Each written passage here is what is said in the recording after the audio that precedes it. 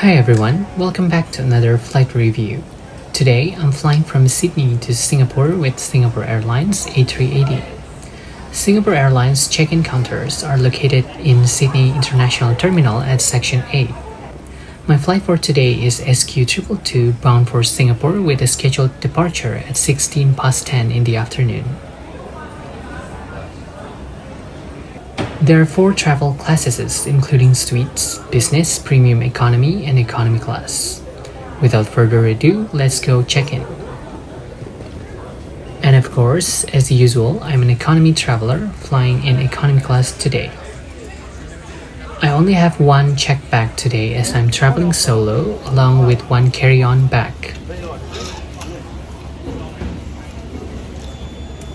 I selected my seat while booking my ticket to ensure that I get a window seat.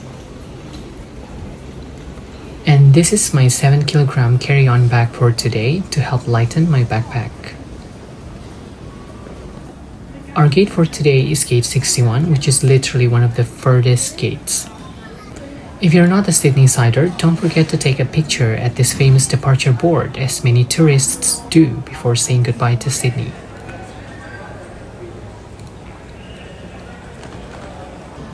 After getting through customs and security checks, we'll arrive at the main terminal.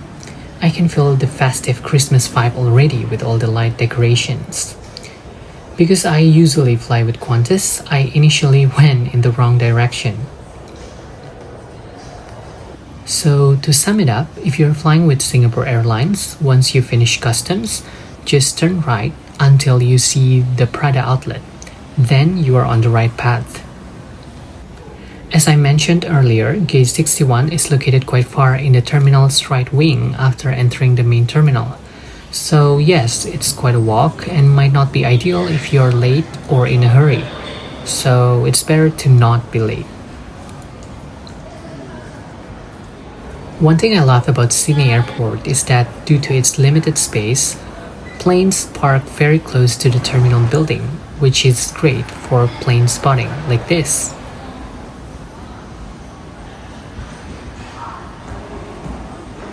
Now we have arrived at Terminal Pier C. Here we are at gate 61 and that's our Super Jumbo with the whole registration 9 Victor Sierra Kilo Roma. After finding my gate, I went to order my go-to airport meal, Macca's. I don't know if it's just me, but I'm the type of person who always finds my gate first before doing anything else at the airport. After some time, boarding began with higher class and priority members boarding first, followed by economy. Economy class passengers start boarding from group 4, which is often for passengers with seats in the rear cabin. I'm also in group 4, so I can do some recording while the seats are mostly empty. Now let's board the A380. Here's a glimpse of my ride for today. You really have to see an A380 in person to appreciate its massive scale. Upon entering the door, you'll find wired earphones for your in-flight entertainment. Now we're on board, let's find my seat. If you want a better view from your window seat, I suggest avoiding seats near the wings as their massive size will block your view. My seat for today is number 67A, located in the 3rd section of the main deck cabin. Here's a preview of the economy seat. Although it looks thin, I found it to be quite comfortable. My first impression of the seat back is that it looks very modern and well laid out. Compared to Qantas A380, the entertainment screen is definitely more modern and can be tilted more to adjust to different angles when the seat in front of you reclines. On the left side, you'll find some control buttons, a USB charging port, and an earphone jacks for your wired earphones. In the middle, there's a little storage space where you can fit something like your AirPods. Moving to the right-hand side, you'll find a cup holder, which I really appreciate in an economy seat. Next is the foldable tray table. There should be a mirror here, but I got unlucky this time because the mirror lid was stuck and couldn't be opened. You can unfold the tray table again to extend it fully.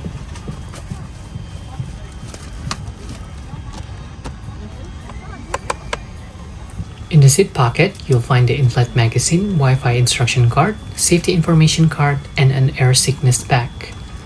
For seat amenities, you'll find a fluffy pillow and a packed blanket.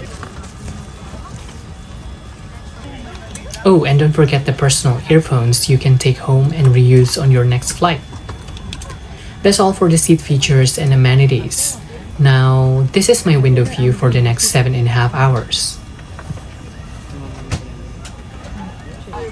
Boarding might take some time, but the staff work as efficiently as possible. Of course, I have to mention the flight attendant's effort to reorganize bags in the overhead compartments to make everything fit. Now the boarding is complete, the cabin crew can start their service. Oh, by the way, I really like the little Christmas decoration on the side walls. This small touch makes it feel special. Then the cabin crew distributes hot towels. Not many airlines do this in economy class, especially after COVID, so that's an extra point. I really like A380 window seats because of the extra space from the curved wall. You can put your blanket and pillow there without sacrificing seat space. Our flight path today will take us from Sydney northwest across the Australian continent, crossing Indonesia above Bali Island and then arriving in Singapore. We soon begin our pushback as we get ready to depart. Then the city video starts, incorporating Singapore's iconic landmarks into its concept. Now we're ready to go.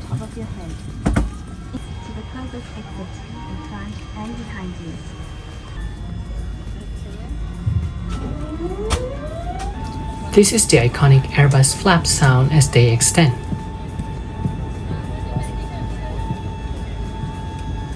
While the cabin crew completes their final pre-takeoff inspections, we start taxiing to runway 34 left. It's a long process, so I'll make it short with some cut scenes.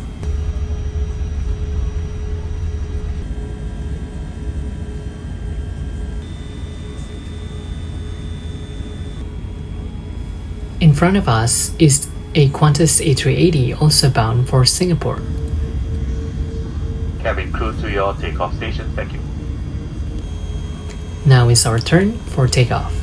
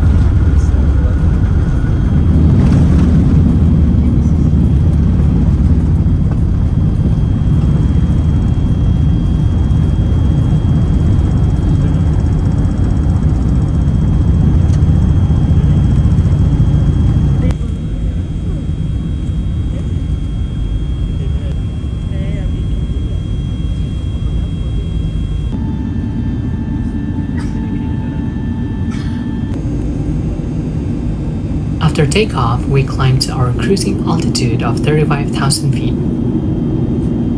Singapore Airlines A380 has universal power socket located between the seat legs, with a green light indicator showing when it's on.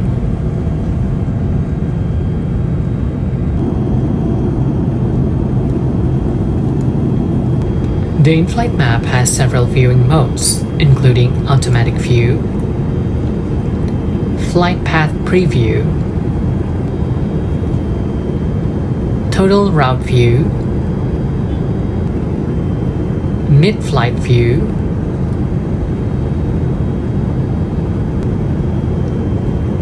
overhead view, and my favorite, the window view, which feels much like a pilot's perspective. For USB Type-C charging, you'll need to bring your own converter to plug in your cable.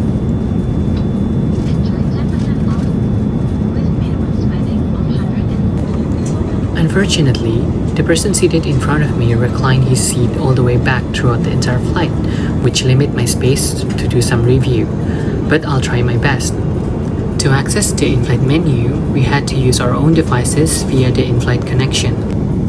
If you're a KrisFlyer member, you get free Wi-Fi, but you need to add your membership detail to your booking at least 1.5 hours before the flight. Simply put your membership email, last name, and seat number. Here's the reusable earphones I pick up during boarding. Unlike most airlines that provide overhead headphones, Singapore Airlines offers wired earphones, which I find more comfortable for sleeping and better at noise reduction. Plus, you can take them home for reuse on future flights. You can simply plug in the earphones and they're ready to use. I'm currently looking for a movie or two to watch on this long-haul flight. I don't have any complaints about the movie selection since I've always choose whatever available. However, I really like how responsive the screen is. One thing I don't understand is that to see the in-flight menu, you have to use your personal device, essentially telling you to connect to their in-flight connection. The instruction said we don't need an internet connection as we can choose to use Wi-Fi without internet. However, somehow I couldn't open the flight menu at all, so I don't know what the menu options were on this flight. I hope the in-flight menu can also be made available on the entertainment screen as well. While flying at our cruising altitude, the cabin crew began their first service, offering Singapore Airlines signature crackers along with a beverage. I found the crackers to be pretty tasty, and thankfully they weren't as salty as the ones I've had on Qantas flights. Both are good, but it's just a matter of personal preference. And of course, my go-to drink whenever I fly, an apple juice. Later, I closed the window blinds due to the strong sunlight. I choose to watch Kong vs Godzilla. It's a good movie, but I recommend not watching it during meal service as you might lose your appetite. Regarding the meal service, I think it's roughly 2 hours after takeoff before we get our meal. I don't know, but maybe they just hold the meal service until dinner time. If you look at the flight map, we have flown about halfway through the continent before getting our first meal. For the meal, to be honest, I was expecting more food variation on this single tray, but this is all we got. I opted for apple juice as my beverage option. You'll also find a tiny cup of milk and many more side bites. I don't know the exact menu, I just ordered anything with rice. One thing to highlight is that Singapore Airlines does provide silverware cutlery, and so far it's the best cutlery quality I've ever found in economy class. Fast forward, because I was hungry, I ate everything except the cheese bar. The food was good. Also, the flight attendant offered ice cream as the dessert. This ice cream is special only to Singapore Airlines if I'm not mistaken, and I found it tastes very good.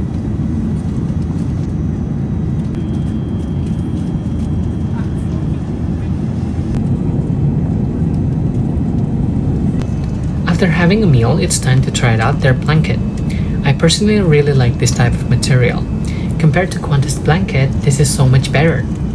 I'm sorry that I might compare too much to Qantas, but I currently reside in Australia, so I fly with Qantas the most. And I also did a review of their A380 in a previous flight review. Therefore, in comparison, this is definitely the winner. Now it's time for a lavatory visit. I went to the rear toilet in the back cabin. By the way, did you know that the A380 door can be opened and closed automatically without needing to be operated manually by hand? So the toilet in the aft cabin is quite small. To make it look bigger, they put many mirrors. You will find several amenities such as toothpaste, cups, toothpicks, and the regular tap water you'll find in any A380. Overall, the toilet was pretty decent and clean. Take a moment to film this iconic rear curved stair to the upper deck. Back to my seat, the sun started to set when we were flying above the Indian Ocean. I also tried to edit this video to kill some time. Some passengers went to sleep and some watched movies, so I decided to watch the famous Interstellar movie when the cabin crew began the second service. And yes, this is all I got. Unfortunately, for the return flight to Singapore, Singapore Airlines seems to only offer one full meal for this entire 7.5-hour flight.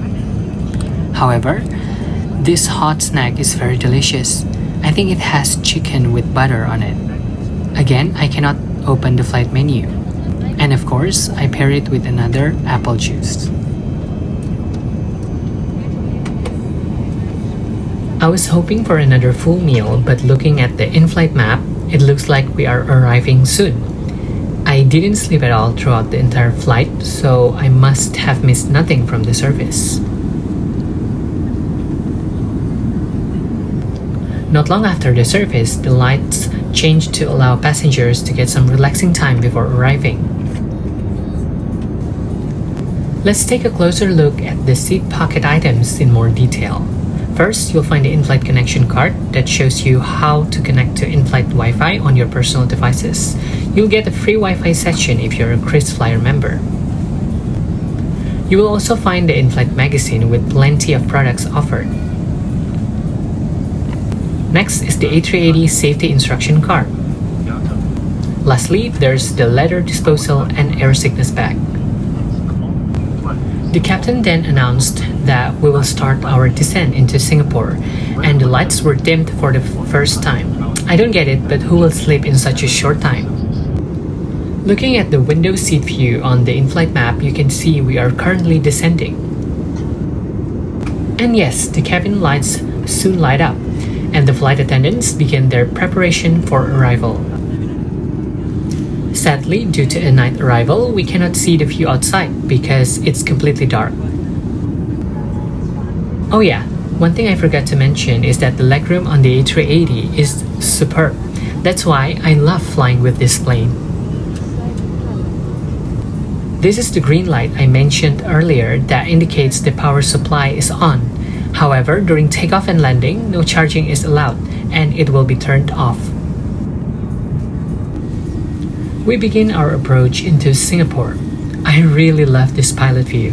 However, I wish there were a real outdoor camera like on Qantas A380. The seatbelt sign light had been turned on, and the cabin crew makes sure the cabin is secure before landing. Now, I do have a tight connection about less than an hour before my next flight to Jakarta, but I know I'll make it as Singapore Changi is one of the best transit airports in the world. The cabin lights were dimmed as we prepared for landing.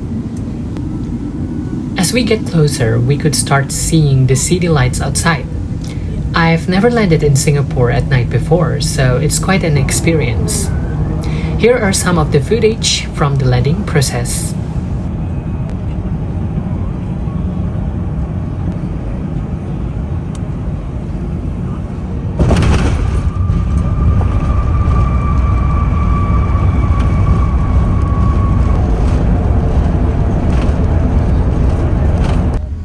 Welcome to Singapore. It's been our pleasure serving you on this flight. Thank you for flying Singapore Airlines, a member of Star Alliance. We arrived at the gate at roughly 10 p.m. and the passengers started to disembark. Because my seat was located in the rear cabin, it took quite some time to deplane. This was my seat for the last 7.5 hours, and it's been a pleasant experience so far. Always happy whenever flying on A380, even in economy class. Once again, because I have to catch my next flight to Jakarta, which is right now about 15 minutes from the boarding time shown on the boarding pass, I need to transfer to another terminal as quickly as possible. That's all for today's flight report. See you in another flight review.